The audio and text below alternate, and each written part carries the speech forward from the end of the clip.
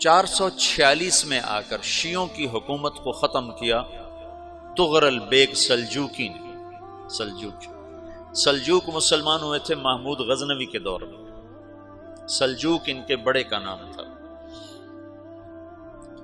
تو ایک دفعہ محمود غزنوی نے سلجوک سے پوچھا اگر مجھے تیری مدد کی ضرورت ہو تو کتنے آدمی پیش کر سکتے ہو؟ تو اس نے ایک تیر دیا، کہا یہ ایک تیر ہے میرا،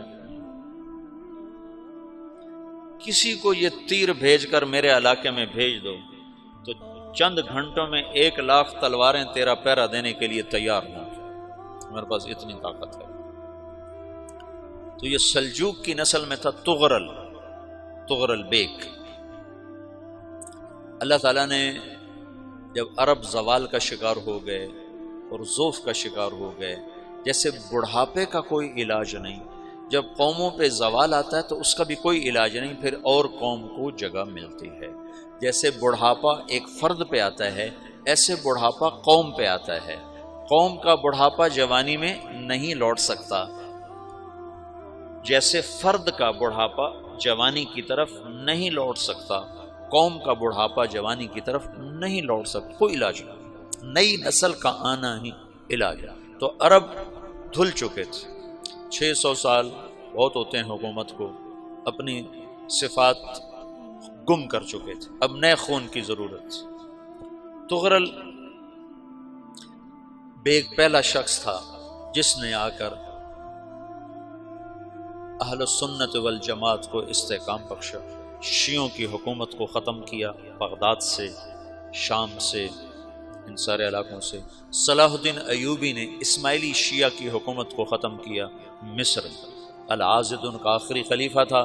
صلاح الدین ایوبی نور الدین زنگی رحمۃ اللہ علیہ کا پروردہ تھا، اس کا دوست تھا، اس کے دوست بھی تھا، بچہ بھی تھا اس کے سامنے، زیادہ لکھنے پڑھنے کا شوق تھا۔ پھر اللہ تعالیٰ نے اس سے کام لیا اور اس کو مصر کا گورنر بنا کے بھیجا، مصر کی مدد کے لیے بھیجا۔ تو وہاں اس نے صلاح الدین ایوبی نے وہاں ختم کیا، طغرل بیگ نے یہاں ختم کیا۔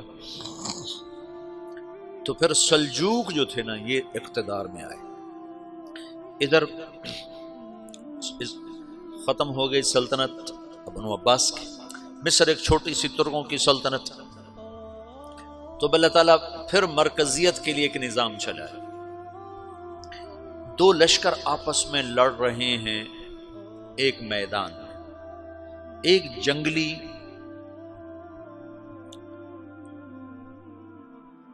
بدوؤں کا قافلہ، جنگل کے لوگ اپنے قبیلے کو لے کر، ایک جنگلی قبیلہ اپنے سردار کے ساتھ نقل مکانی کر رہا ہے ایک جگہ سے دوسری جگہ۔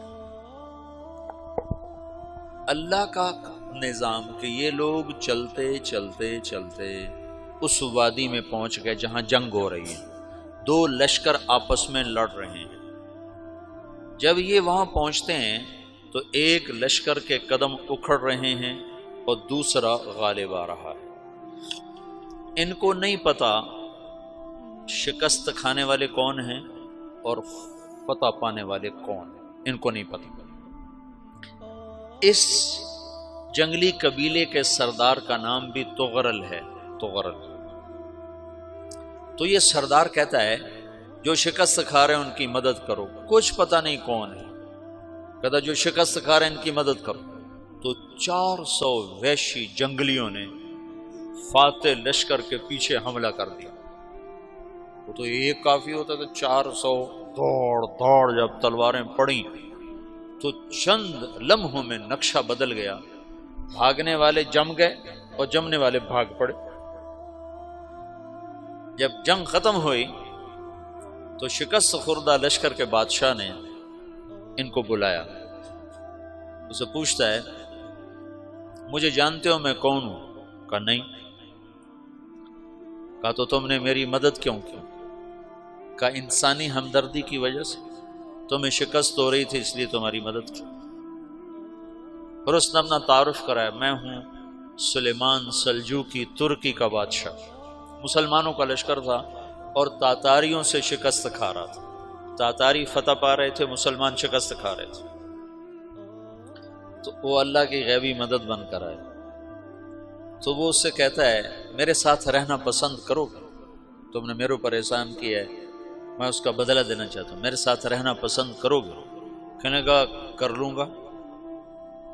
تو اس نے اس کو لے کر ترکی آیا، اور استنبول اس وقت روم کی حکومت میں تھا، اسے فتح کیا اس تغرل کے آگے چوتھے پانچویں پڑپوتے محمد فاتح نے۔ تو یہ استنبول ہے، یہ ترکی ہے، بیچ میں ایک چھوٹا سمندر ہے، یہاں ایک جاگیر ہے۔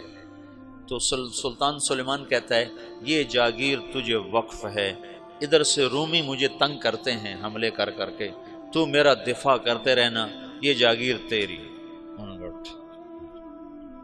اس جاگیر پہ اس نے اپنے قافلے کو آباد کر دیا، اپنے قبیلے کو، اور ایک چھوٹی سی حکومت بنا لی، جو ایک صوبہ سمجھو سلمان سلجوقی کا، وہ ایک چھوٹا سا صوبہ ہے۔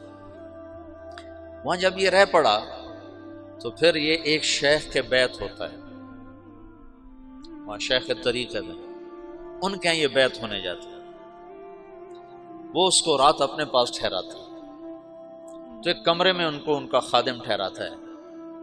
یہ جب کمرے میں جاتا ہے تو سامنے دیوار میں طاقچے پر قرآن پڑا ہوا ہے، تو یہ تغرل بیگ کہتا ہے یہ کیا ہے، یہ کیا ہے؟ تو وہ خادم کہتا ہے یہ کتاب اللہ ہے، قرآن ہے۔ اچھا، وہ اس کو وہاں چھوڑ کے باہر چلا جاتا ہے۔ وہ دیہاتی آدمی، جنگل کا رہنے والا، پہلی دفعہ زندگی میں قرآن دیکھا، وہ کہتا ہے یہ قرآن ہے، اللہ کی کتاب ہے، میں اللہ کی کتاب کے سامنے سو جاؤں، کتنی بے ادبی ہے۔ تو اس نے ایسے قرآن اٹھایا اور سر پہ رکھ لیا اور کھڑا ہو گیا، ساری رات قرآن سر پہ رکھ کے کھڑا رہا۔ رات کے پچھلے پہر اس کو خواب آیا، کھڑے کھڑے اس نے دیکھا کہ اس کی پشت سے ایک چاند نکلا اور شیخ کی بیٹی کے سینے میں جا کے اتر گیا۔ پھر اس لڑکی کے سینے سے ایک درخت نکلا جو پھیلتے پھیلتے پھیلتے 3 بر اعظم پہ چھا گیا، افریقہ پر، یورپ پر، ایشیا پر۔ پھر اس کی آنکھ کھل گئی، وہ کھڑا ہوا ہے، تو اس نے صبح یہ خواب اپنے شیخ کو سنایا، تو انہوں نے اپنی بیٹی اس کے نکاح میں دے دی۔ اس بیٹی سے ایک بچہ پیدا ہوا، تغرل بیگ نے اس کا نام رکھا عثمان، عثمانی ترک نام سنا ہوا، جو میں نے کل بتایا تھا کہ 1924 میں وہ خلافت ختم ہوئی۔ تو ایک بیٹا پیدا ہوا عثمان۔ عثمان نے پھر ایک نئی اسلامی حکومت کی بنیاد رکھی جو 1924 تک چلتی رہی، کوئی 800 سال یہ حکومت چلی۔ تو حکومت کا شیرازہ بکھرا، لیکن پھر جڑ جاتا تھا، اور وہ قرن اول والا جوڑ کبھی نہ پیدا ہوا، ٹکڑے بن گئے۔ ان ٹکڑوں میں اللہ لوگ پیدا کرتا رہا جو دعوت دیتے رہے، دعوت زندہ رہی۔ جو تربیت کا نظام تصوف کے ساتھ تھا اب وہ تبلیغ کے ساتھ۔